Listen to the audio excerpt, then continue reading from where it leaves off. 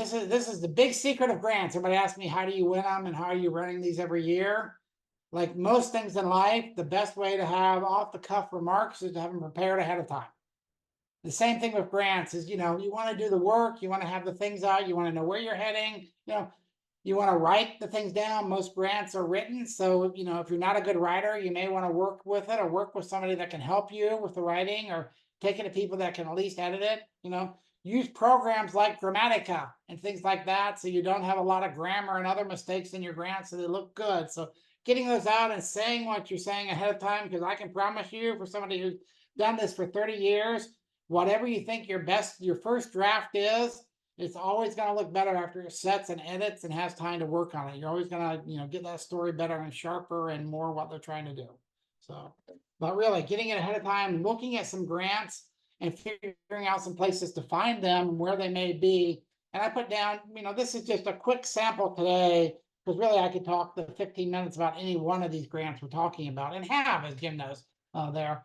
But I was going to show a few sites that you may want to look at, just to try to think about some places with it and looking for some things on grants and where to look for. It's always good to look on the internet. There's now AI searches and other things you can do. But, if you're trying to find a grant for, building a drywall business, look to see if that's out there. If you're looking for farming, but here's some places to look. Just, look under the grant for the activity you're trying to do. Grants.gov. USDA for beginning farmers and ranchers. The Ford Foundation has a really good side of a lot of grants, and it also includes a lot of grants for nonprofits and industries, if you're in that group within there.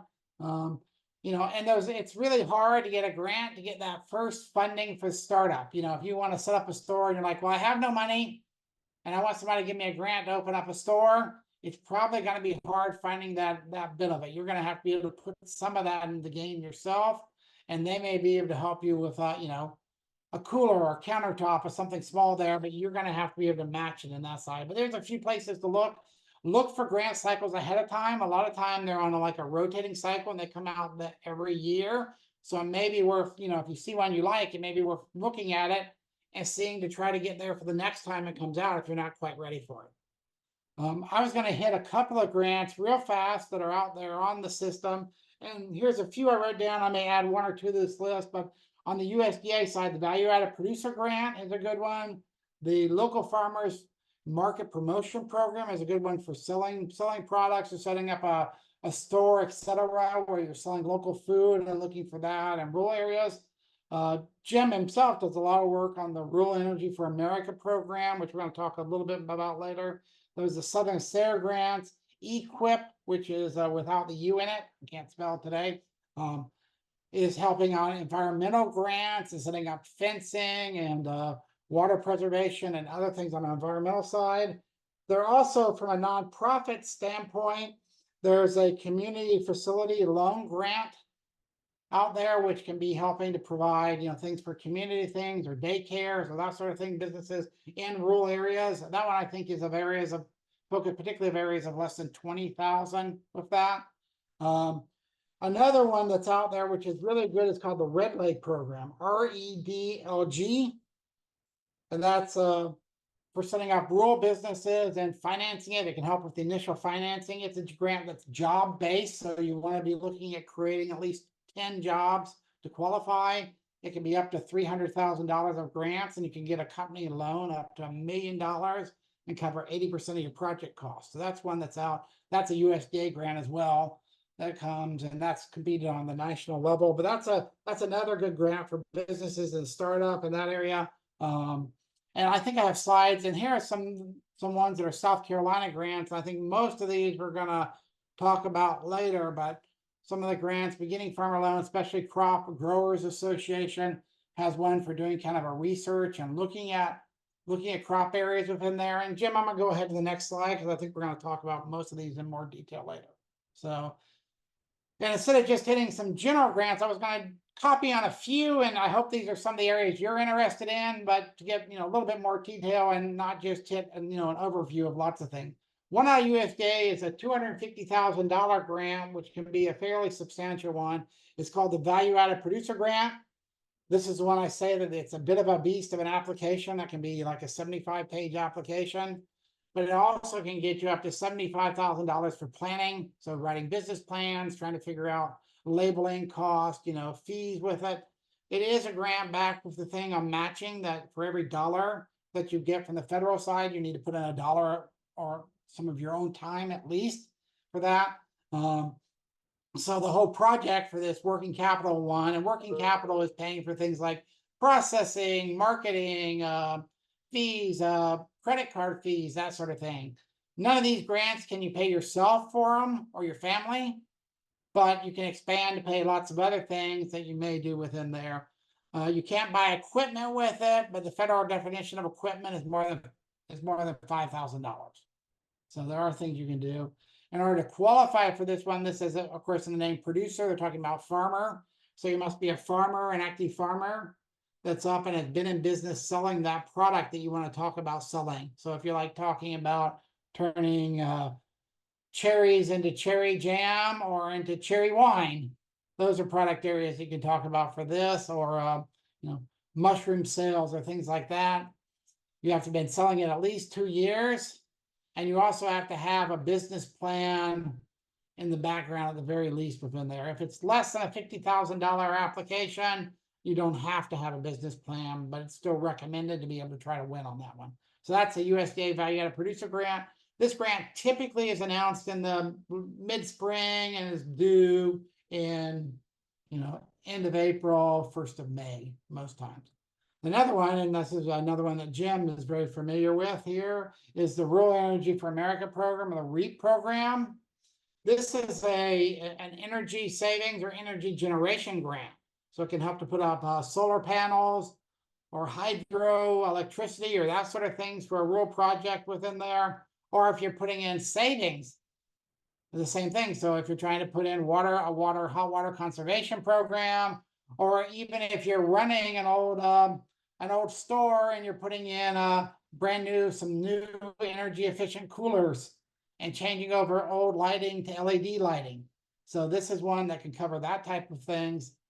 It has lots of different tiers on the program. So if you're actually doing less than $20,000 on the grant side, you can go under a more simplified application, and you can go up to $500,000 on the side for, renewable energy systems as pure grants, or $250,000 if you're, doing things like solar and other things, or new lights or new seals or that type of thing on buildings and other things to decrease your energy consumption.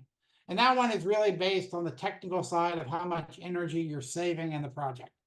The more money you ask for in the project, the more complicated the application is. Like I say, the less than 20 application just requires filling out a few forms with that one and doing. If you're going for the 250, then you're starting to talk about feasibility studies and having outside engineers of trying to do that with that. Anything you want to comment on that one, Jim? Like I say, it's up to 75% of the project cost within there, but that's a good one, and that's anywhere in a rural area. So like I say, it can be a rural grocery store, a rural business, a daycare facility that's looking to expand, these sort of things on it as well as agricultural producers on it. Yeah, I'll just say that they put a lot of money into that program recently, and so it's paying 50% of the project cost now, and so it's a really good program. But you need to be, you don't have to be an existing business to get the solar, because that can be a generating project. But otherwise you need to be existing with at least 2 years of utility history. At least 1 year, I'm sorry, 1 year of utility history. That's great. Okay, and I'm one that said those are some big ones. I want to give a sample of one that's a little bit smaller out there. This is a SARE agricultural grant.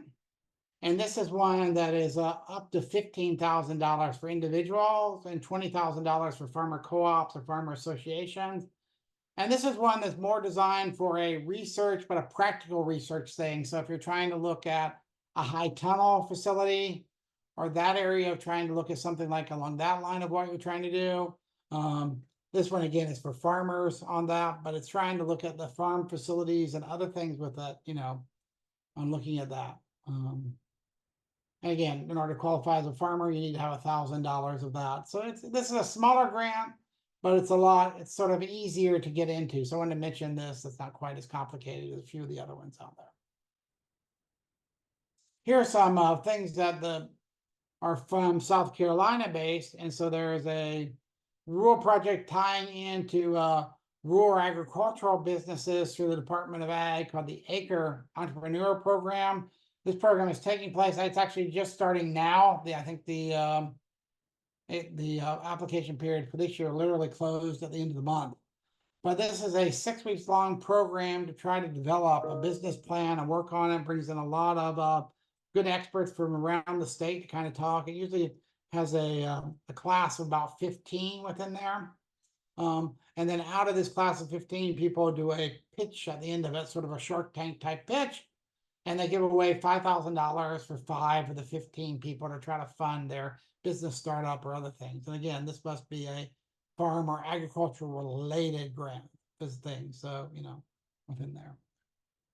They also have a larger program on the acre side, which is $25,000 for similar things. That one doesn't have the classes with it, and that has the application that opens up in February and it closes the end of March. And again, that one is $25,000. A lot of people do the 5,000 and then come along and try for the 25,000. So I just wanted to, and those are South Carolina based programs and are pretty simple ones for getting into. Okay. Specialty crop cost share programs are to help with some ag things with cold storage and other programs there. And they can be help to pay for the cost of cool bots, which are really nice technology to help to cool down produce and things without having to have a giant expensive cooler. It actually uses a window unit of an air conditioner up there.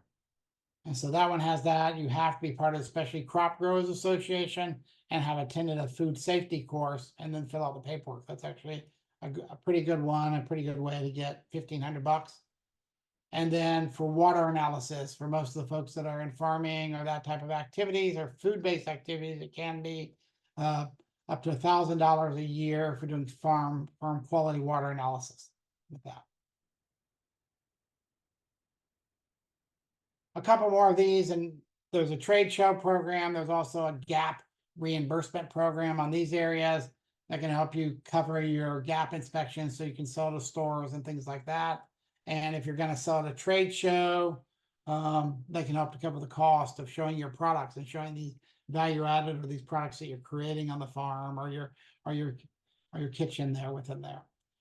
And again, like I said, there's also a few other programs that you can end up applying for out of South Carolina. I think I mentioned that community facilities grant. Somebody was mentioning a daycare or childcare program that could potentially have, funding under that community facilities grant program. That's the sort of business that's considered eligible under that within there. I was going to hit, this is kind of a caveat on this side, but on the federal stuff, for the federal side, you have to register in the federal system, and it's a little bit of a pain in the butt, but you have to get a SAM code. You have to get a SAM code now, and go ahead and have, it's actually now a UEI number. I didn't catch that on my old slide that I hadn't updated it to the UEI, but you have to register in the federal system, and that's going to take a couple hours, typically an hour and a half to 2 hours to go through that system. So if you're looking at any of these federal grants, I would encourage you again to go ahead and go through that system ahead of time to do that. And that's it from my side, and I appreciate it. Well, thank you, Jim. I appreciate it too. I know you mentioned the facilities loan. I was going to put that over here. This is the Community Facilities Direct Loan and Grant Programs through the USDA Rural Development Department. And I mean, the thing about grants with Jim, just suggested is you need to initially determine whether you're eligible and if it's really a good fit for you. On the surface, it might be like, oh, this is great, this is perfect. But when you start digging into the details, the devil's in the details, right, Jim? Right. And that's the whole grant world. It's figuring out what the fine lines are in the whole program. But Jim, do you have any suggestions on, for instance, this person is looking to find a grant for their daycare. It may be another industry or type of business. What would be the best approach for them to begin their research? Well, like I said, I mean, I would look at that for daycare. I'd also look at rural healthcare or community needs. I would also go back in and talk to your business development specialist there in town where you're located, because a lot of times they're going to know grants that are particular for your area. They may know there may be somebody that's left or funded a particular program for your community that may be able to help with that.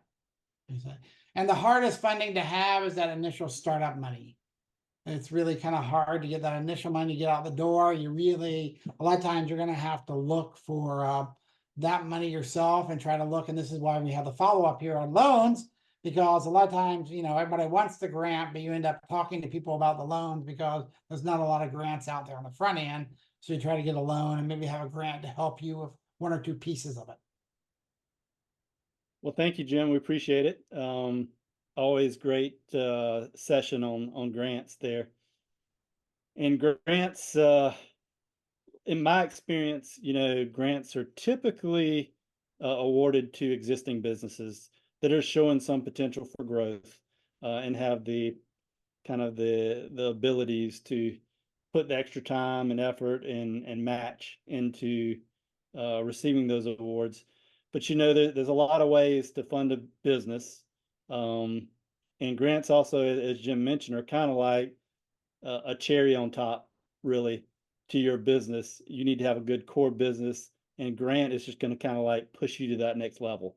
It's not going to be the base thing that gets you there, but that little extra help that maybe pushes you over the edge there.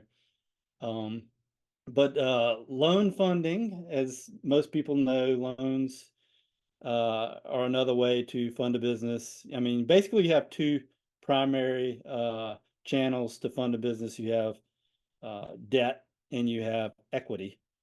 We're not going to talk a lot about equity funding today. Equity is basically, finding partners and investors who will invest in the business for a share of the business. We're talking today about debt, which is borrowing money and repaying it plus the cost of that activity, which is usually expressed in an interest rate and maybe some fees and things like that. So I'm going to present the SBA products. The first thing that I usually suggest to folks who are interested in financing, whether rural or urban, is that you go to the bank where you have a relationship, to the people that where you put your deposits and a couple folks down there. You go to them first, and typically a conventional bank is the best avenue. They will likely have a really good terms and can help you in a variety of different ways. The funding avenues that I'm mentioning, come into play when you have a startup business, or when you need funding, but maybe there's an element of the underwriting process that is weak, and your conventional lender wants to come in and find some extra support, such as through the SBA or the USDA. So the SBA works with approved lenders. The SBA doesn't do direct lending to businesses, except for in the case of disaster loans, which a lot of folks here may be familiar with the EIDL grant and loan, well, mostly loan. They had a grant for a very short period over COVID, but mostly what the EIDL is a disaster loan product where the SBA lends directly to the small business. But that's the only time that the SBA will lend directly to you is in the case of a disaster. Otherwise, the SBA backs loans. It's called a loan guarantee. So you have a relationship with a lender. The lender wants to lend you money, but there's something that is just a little risky in the proposal for them. they go to the SBA, and the SBA says, okay, we will back this loan. So if the loan goes into default, we, the SBA, will pay the lender, what you're owed. So it makes it very attractive to a lender because they know that, if they're going to get, paid one way or the other. So how does a SBA loan work? You need to initially build that business plan. So Jim Matson started with the same thing with grants. You need to have a direction. You need to have a business plan. You need to have the purpose for how you're spending this money, right? Both within that project you want funded and the business as a whole. SBA lenders will require a business plan. Some lenders do not require that business plan. They might just want to, a good summary of what you're going to do with the money and how it's going to be spent, and of course what you need to spend it on. But any SBA loans are going to require a traditional business plan to go along with some projections. And SBDC is there to assist with that process, putting that together, putting loan packages together. That's a big part of what we do. Probably, one of the top things that I do is helping package loans, and probably helping with marketing plans, marketing strategies. So you apply with a lender of your choosing. Could be the lender that you work with on a day-to-day basis. It could be a lender you need to go out and find, because sometimes your lender may not work with the SBA. And you might have to identify a new lender that would work with the SBA, depending on the SBA product too, especially. Then, once you identify that lender, you'll need to choose the SBA loan program that works for your purposes. And if the lender chooses the SBA, the lender submits the SBA for approval. So the way that works is you're just dealing with the lender. You're not dealing with the SBA. The lender deals with the SBA, but they know what the SBA standards are. And they have their own standards, right? Their bank standards, and they have the SBA standards, which are typically maybe a little more rigorous than the lender. But for the most case, they're aligned, I would say, probably in most cases. So SBA does not provide loans again. They do not have grants for small businesses, and they do not set the interest rates. You'll see a little bit more about that in some subsequent slides. So how can this help your business? These loans can help launch. They can fund startups, which is a big area that your conventional bank will back out of. So you go down to the bank you've been dealing with for 10, 20 years and say, hey, I'm trying to start this business, and they say, no, thanks. It's just a riskier proposal for them. So in some cases they'll do it. It's just, just depends. Every bank loan application is individual, like a snowflake, right? So you can't really put people into a box, because it always depends on the applicant and the situation and a lot of other variables. But you can say, if it's a startup, there's automatically a red flag attached to it, because startups have a fairly high rate of failure. But SBA, they will guarantee startups. So that's why a lot of folks like to go the SBA route for a startup. So they can help grow and repair a startup. They can do refinancing. They can do acquisitions if you want to buy a business. Have access to revolving credit, and also working capital. Help you purchase and renovate and expand your facilities. So purchasing equipment, fixtures, whatnot, renovating and all that. Purchase inventory and land and real estate, and exporting projects. So, they can do a lot, right? They have a product for just about everything. Some of the benefits that you may have over going SBA versus a conventional bank. One of the bigger ones is longer financing. So typically the SBA can go up to 25 years. A lot of times it's connected with the real estate. If you go to just a conventional bank, they might want to cap that at 20 years for commercial. So you can get 5 more years. It may help with some cash flow issues in the long run. Interest rate max based on a Wall Street prime rate. So it mentioned that, they don't set rates. It's all based on whatever prime is currently. And then usually the bank adds a couple points. Lower monthly payments, possibly without longer financing term. No renewals, so you don't have to turn around. There's a bank product called a balloon loan. You can do 3 to 5 different various years of balloons. So if you do a 5-year balloon, you can do a 5, but it's financed like maybe 15 years.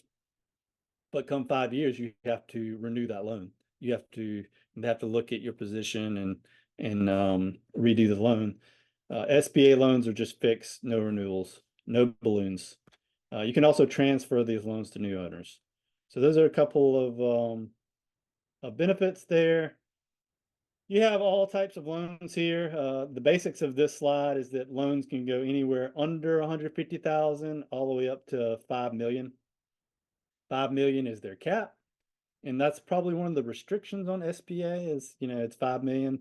There are ways that lenders kind of get around that. They might do multiple SBA loans, or they might have one SBA and then couple it with another loan if you needed more than 5 million. But most small businesses are not, going over 5 million. That's one reason they have that cap there. They're here to service small business. There are guarantee fees that go along with all of these loans. These guarantee fees from time to time are waived, just depending on how, aggressive the SBA is on getting out the loan, getting money on the streets. Sometimes they waive those fees, and it's usually a percent of the loan, and that can be rolled in, to the loan itself.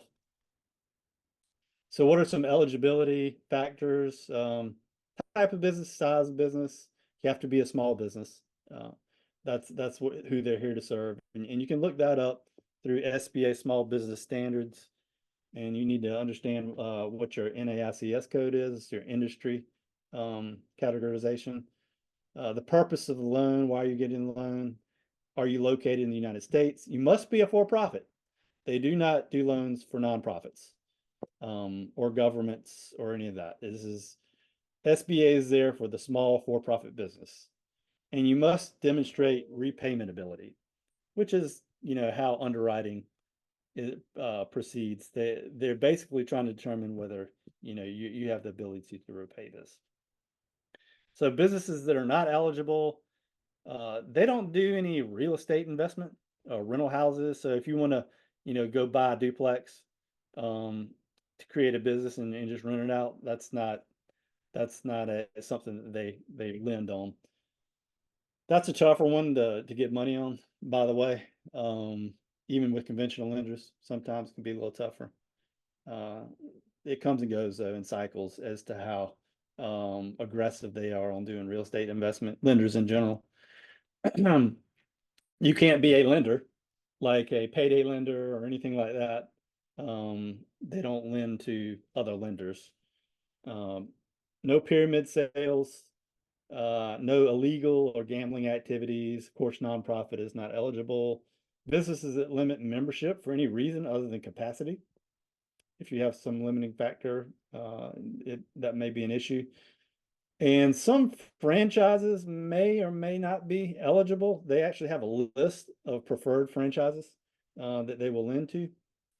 And there's other things that pop up from time to time. Like I was looking at helping a motel get funding at one point from the SBA, and they no longer fund motels with doors that face the exterior.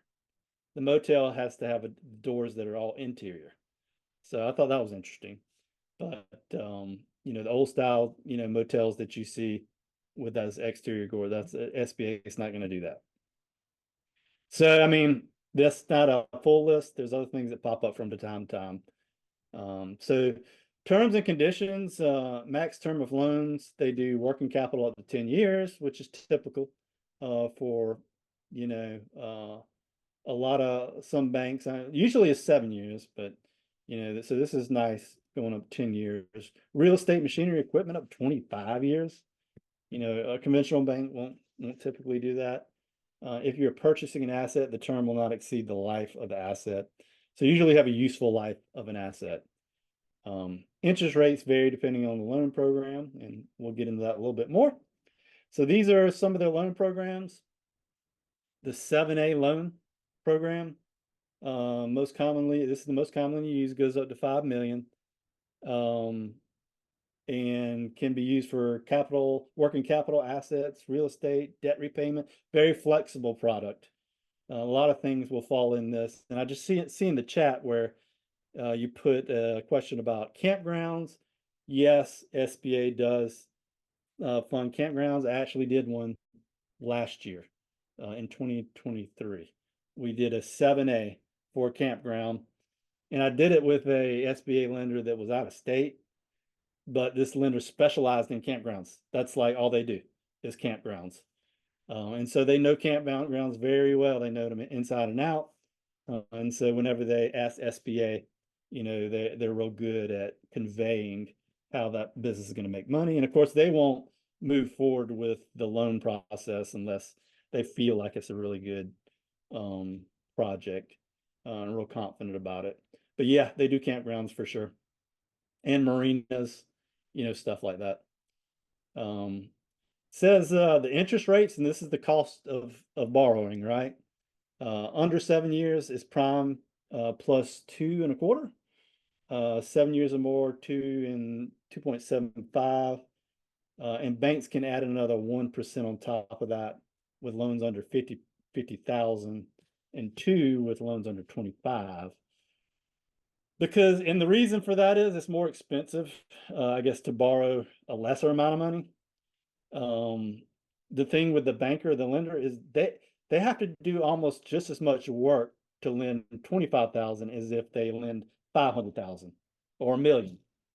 So they have to add a little bit more, to the fees or to the cost of the loan, if it's very small. But right now, the interest rates right now are pretty high. They're high as they've been in decades. I can't remember what prime was. Is it 8.5, 7.5, 8.5? Yeah, so it's 8.5. I haven't checked it today. But so under 7 years, 8.5 prime, that might be 10.5 or 10.75 interest rate, possibly. But I have seen it, different ways. So you can also get lines of credit through SBA. They also have something called an SBA Express, which is a quicker turnaround, up to 500,000. It's a 50% guarantee for the lender. Interest rates prime plus 6.5%, a little bit higher, under 50,000, as you can see. And people usually ask, well, how long is it going to take to get this loan? A conventional loan, a lot of times it's all, and if you ask any banker or any loan officer, how long is it going to take? They're always going to be like, it depends, because it depends on how long it takes you to get us the information that we need. So and when I mentioned putting a package together earlier, this is basically all the elements and information that you need to give to the banker so they can get it to underwriting, so they can evaluate it and determine whether they want to move forward with lending you money. And, so if you're real quick, you have all that stuff together and you get it to them, they can give you an answer fairly quickly on the conventional side, maybe a week, or so. SBA might take a little bit longer. Big projects, more complicated, it can take months to get to closing. So Community Advantage is another one here, in the microloan program I wanted to mention, especially for rural areas. You have like a rural micro business or a small business, you don't need all this money. You might only need 25,000 to get to go where you need to go, right? They have some great lenders in South Carolina that loan in this micro loan program. That you see the average loan is 13,000. Here's a few of them: Beaufort County Black Chamber of Commerce, Community Works, and Climb Fund. Community Works and Climb Fund both serve the whole state. And Climb Fund, I've worked with a good bit, and they have a really good flexibility on what they can do under that microloan program. So they're great to work with. So increase your chances of securing a loan. Lenders want to know that they're making a smart choice. They're investing in your business. So you need to have that business plan, as mentioned, your financial projections and all your finances, your personal financial statements will be a part of that package that you need to present to them so they can see what your financial position is. And that will help them make a determination as to whether, they move ahead with the loan. If you don't have a lender, SBA does have a lender match program where they can help you find a lender that you can work with. And lastly, this is the model that most banks use to determine creditworthiness and whether they can lend you the money or not. It's called the 5 C's of lending. It starts with character, which is essentially like your credit. How good of credit. People ask you, well, what's your credit score? So I'm not going to go too much into credit scores, but typically 670 or above would be an SBA threshold, but not always. Could be exceptions made for that. It just depends. Cash flow, you need to show that you have the funds to cover the debt payment, the debt service, as they call it. And if you're an existing business, hopefully you have cash flow in that business, and that's the net profit at the end of the year. That that cash flow is there, and it will support those payments for that year, right? If you don't have that, if you're a startup, that's one of the weak areas, right? That's why it's a red flag. They're like, well, how you gonna pay this if this business doesn't make it, or you never get off the ground, or whatever. And then they want to look at other outside areas of cash, streams that you have coming in, whether it's from a partner or a spouse or a family member or a friend or whoever is coming in with you. And maybe you have another job, right? And this is a second venture for you. And you can show cash flow from this other job or this other business that's going into this loan. But you got to show somehow that you're going to cover that payment. You need collateral. In some cases, SBA they come in because you have a collateral shortfall, which means if you want to borrow 100,000 and you don't have 100,000 in collateral, SBA comes in and they're securing it because if you don't have enough collateral, right? And then capitalization is that you need to put some money into this business too. You got to have skin in the game, as they say. Might be 10-20% of the project. $100,000 project, they want to see you put 10,000, 20,000 into it. And that can come in various forms. And then, of course, what are they want to know what the conditions are. It's going to be a 25-year term. What do you need the money for? Those type of things. They look at the condition. And all this is what the underwriter does for a living, right? They look at all these and they're trying to make a risk assessment and say, yep, we will risk this bank's money and give it to these people. We think it's a good investment, and we think they're going to pay us back and just grow the business, right? And that's what they have to do. So I do want to mention a couple of other outside of SBA. This is a rural small business funding workshop, so couldn't go without mentioning the USDA, of course, which you heard from Jim Matson on USDA grants. USDA also has loans. They have a great program, Farm Service Agency, which is there for farmers. So again, if you're interested in farming, agriculture, FSA has a lot of great products, and they're actually a lender of last resort, or they say a lender of first opportunity. I need to change that phrasing. You have to be turned down somewhere else to come to the FSA. But the nice thing about the FSA, talk about terms, some of their fixed rates are like 4.25% right now. So if prime's at 8.5%, they're lending money at 4.25%. People like, I don't want to get a loan from you. I want to go to FSA. But this is only for agricultural operations. So a lot of different stuff from microloans on up to farm ownership and operating loans, all types of stuff.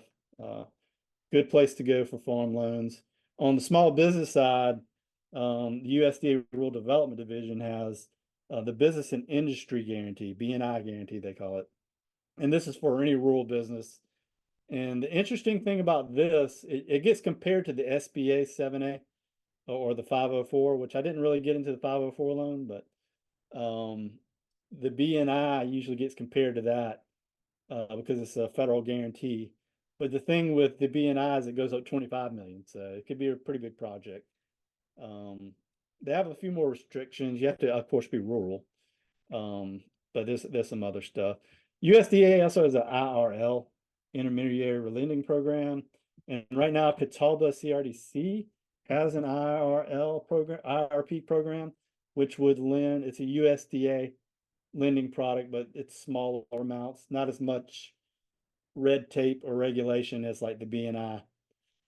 Easier to get into the B&I.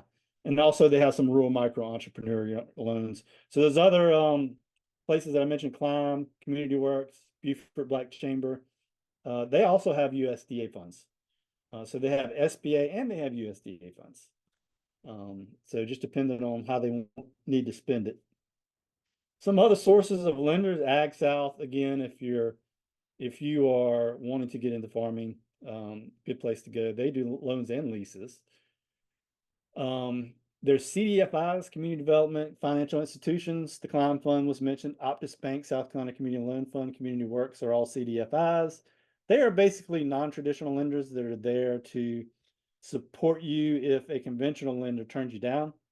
They're not that much more expensive than traditional lender though, which is nice. But they also usually don't do credit score checks. They look at credit reports. So they're more flexible in their underwriting and more willing to work with you. So these are all good banks that the SBDC has worked with in the past to help our clients get funding. And there's a lot of local and regional revolving loan funds. Like if you live in a city or a county may have some funds just to help rural businesses and things like that. You just have to, sometimes these funds aren't well advertised. You know, as an SBDC, if you work with us, we can help you investigate whether your county has these funds. But a lot of times there's a committee that looks at, awarding these funds as a loan. It's not a typical bank process, it's a little different. So I'd just like to mention that a lot of different places that you can go for that type of stuff. So that is a little bit about SBA, USDA, some other lending sources. But there is another program, the State Small Business Credit Initiative. And I'd like to introduce Mr. Rick Vanderweel, who is the SSBCI business consultant with the SBDC, to talk a little bit about this credit initiative. All right. Well, thank you, Jim, and great to be with everyone this afternoon. Just want to spend a few minutes talking about the SSBCI 2.0. If this is a newer program with funds coming from the U.S. Department of Treasury, and it's really based upon helping existing businesses in the state of South Carolina to help them expand and to grow. BDC, the Business Development Corporation based out of Columbia, has been chosen as a partner to work with the banks and you to help fund your small business. If you go to the next slide, Jim, if you would. A little bit about the program. The target market this is for existing businesses with less than 10 employees. Okay, so if you have 12 or 13, the program honestly just simply would not apply. It has to be less than 10. And it's also wanting to help those that are considered to be underserved. SCDI, here's a few examples. It's a long list from, as you can imagine, from the federal government where what is considered to be underserved. But here are just 6. Minority, veteran, if you live in a rural area, if you're a woman, handicapped or disabled in an underserved community, right? The loan program starts with a minimum of $100,000. So that's the bare bones baseline. And it can go up to $20 million. BDC, Business Development Corp, partners with banks and several South Carolina CDFIs, what Jim just mentioned. Currently, there's about a little more than 30 banks in the state that participate in that program, and that list is growing each and every quarter. So what are the proceeds, right? There are two primary uses of these loan funds. The first is for the purchase of owner-occupied real estate. And that's defined that the owner occupies a minimum of 51% of the number of square feet. So if you have a retail space with a couple of different storefronts, as long as you occupy 51% of that, you or your businesses, that would qualify, right? It also is for manufacturing or large equipment. So if you're looking to buy a CNC machine or a brake press, or if you're looking to start or actually grow an existing medical or a dental office and you need to buy some equipment, that would apply to that program as well. It doesn't apply to rolling stock like trucks or vehicles, working capital, or inventory. Again, the law is very specific: owner-occupied real estate and manufacturing or large pieces of equipment. All right. Kind of give you an example to show the beauty of this program, if you will. So if you look at a traditional loan package, we've got, a $500,000 piece of real estate that you're looking to buy a building, or it could be some equipment. Again, as Jim mentioned as well, banks are going to be looking at, you're going to have generally 20% of your skin in the game. So a $500,000 loan, you would have to put in $100,000, and then the bank puts in $400,000. The beauty of this program is it lowers your cost of entry, if you will. Again, we're using the same example, a $500,000 loan. The bank actually makes or lends you $475,000, okay? So your owner's equity, how much you need to put in, goes from $100,000 at 20% all the way down to 5% or $25,000. How that works is BDC comes into play, and the bank actually sells BDC a 15%, or in this example, 75% participation agreement. BDC's loan is subordinated to the bank. In other words, if you would default, the bank gets paid in full first. BDC would be last in line. And then that helps ensure what the bank and the underwriters are going to want to have is that 80% loan to value ratio. Okay. So this is the beauty of it. Rather than having to put in $100,000 for purchase equipment or real estate, you only have to put in 25. Okay. There's a few, as you can imagine, a few qualifications, right? This does not apply to startups. This applies to businesses that are existing for at least a couple of years and are profitable. You must have a positive cash flow of 1.25 debt service coverage ratio in the last couple of years or the current year. It's a complicated term, but very simply stated, if you have $20,000 a year of a combination of your loan payment and your interest expense, you need to have profitability of at least $25,000 to have that 1.25% ratio. Okay. Again, minimum borrow owner equity commitment of only 5%. Going to have to meet the lender's minimum credit score. Got to be at least 640 or higher. And again, every bank is going to have its own rules. But as a side note, just for your information, in the state of South Carolina, the average credit score stands at 699. Okay. Much like an SBA loan, all owners are gonna have to have put in if you have a 20% or more ownership, you'll need to provide a personal guarantee. And somewhat like an SBA loan, for the real estate side, the loan amortization can go as high as 25 years on the real estate. Machinery and equipment will tend to be quite a bit less based upon the useful life of that particular asset or assets. So those are usually going to be anywhere from the 7 to 10 year range. Okay. So you see a lot of things and say, God, do these programs actually work? Are they being used? And the fact of the matter is this, the SSBCI program has been in place now for, I think, just over a couple of years in the state of South Carolina.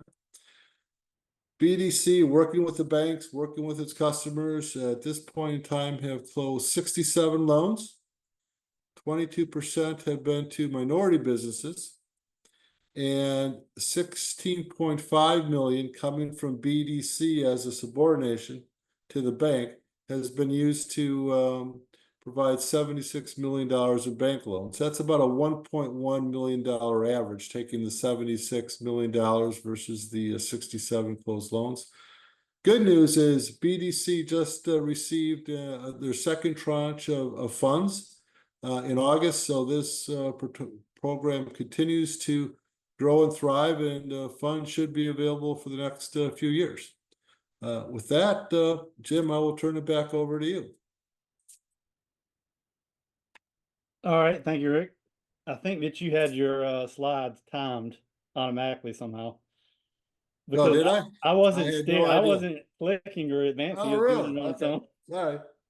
So I was like, he's pretty good. I mean, Well. you hit on point every time it like turned. So I was like, that's pretty good. You must have it well rehearsed. Now, this is the first time I've ever done a webinar, everyone, so please forgive me. Well, thank you for the Yeah. information on SSBCI. We do have a question in the chat. Is there anything for disabled majority owned? I don't think there's a loan specifically, No. set aside for something like that. I get the question a lot with veterans and some other minority categories. Most of the time they might have a special program like SSBCI, but all the other loan programs, it's usually the same criteria that has to be met for the most part. But yeah, nothing specifically for disabled majority owns. So any other questions? Go ahead and throw them in the chat now. And yeah, I want to thank Jim and Rick for joining me and presenting some of this information to you. Yes, there is a way to get a copy of this Zoom. It will be uploaded to the SSBDC.com website, probably in about a week or so. If you go there, you can go under our trainings and you can find all of our trainings listed, including this one. So we got another question. I'm working on starting a home health care agency. Are there grants for that? I will say under the healthcare industry categorization, there's probably more grants in healthcare and agriculture than maybe other industries. But as Jim Matson pointed out, I think the first thing that you have to do is you got to go out there and do the research and find it and see if you're eligible, see if it makes sense. What do you think, Jim? And some of the larger insurance companies do have some programs for healthcare and healthcare businesses. Again, a lot of those you have to be in business first before you can get a grant. So it's hard to get that startup funding out of grant funds. Yeah. Sorry to keep saying that bad news there, but that's good. Yeah, and with grants, again, it's kind of like with the bank, they do all the underwriting to determine whether you're a good investment to give the loan to you, and they're hoping that they get repaid with interest and they make money for their shareholders. Grants are the same way. They're looking for the investment the same way as the bank is, right? And they're looking in kind of an underwriting fashion, which is different than lender's, but they want to ensure that their investment seeks return. That might just be a return on their mission and vision, and maybe an element or issue they're trying to help. For instance, Jim Matson mentioned the REAP program, which encourages energy efficiency, right? And it also renewable energy.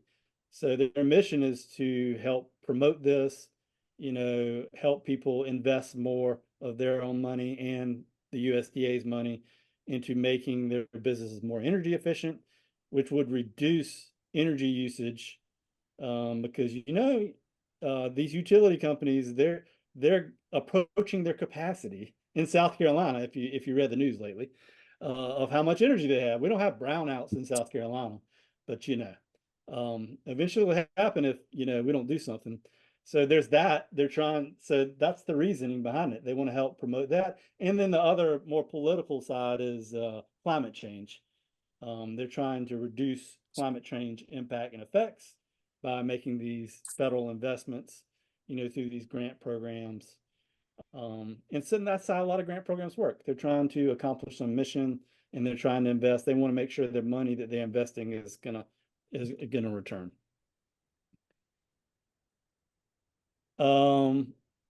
Couple more questions here. Anything smaller than 100,000 for non-rural? And I guess you're referring to loans. Yes, they're definitely microloans for rural and non-rural businesses. There's different, a lot of different products, from lines of credit to installment loans and whatnot, for both. I'm an existing business, but nobody in Florence area has been able to help. Okay, well, if you contact us, we can see if we can resolve that. And not sure exactly what type of assistance you need, but you can contact me. You can look me up on the SSBDC.com website. Happy to try to help you figure out that issue. And also another question, Jim, after they're in business for a couple of years, can they contact you? Of course. Of course, that's what I do. But let's see. There you go. Any other questions? If not, yeah, definitely reach out to us for more questions. SSBDC, please complete the survey that is sent out. And once the survey is completed, we'll send you a package of the slide presentation. And also the webinar will be uploaded to the SSBDC.com website. And hope that everybody accomplishes all their goals. And if you're interested in funding, please reach out to the SBDC for some help. We're there to guide you. At least get you on the track if we can. And hope everybody has a great rest of the week. And again, Jim and Rick, thank you. And Carolyn, thank you for facilitating this webinar. And hope everybody has a great day. Take care. Thank you, everyone. Thank you very much.